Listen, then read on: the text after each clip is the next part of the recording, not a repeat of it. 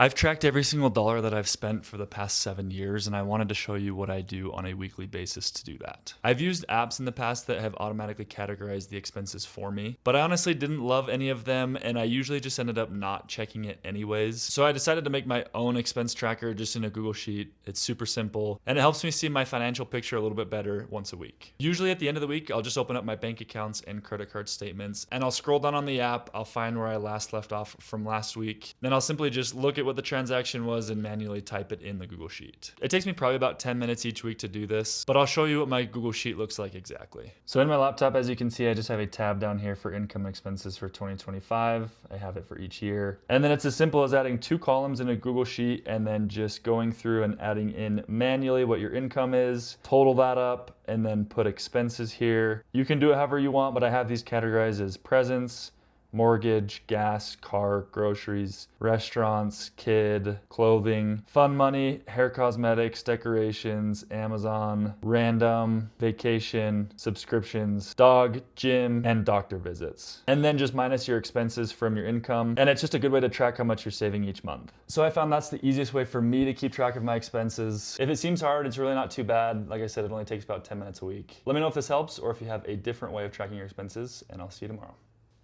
Bye-bye.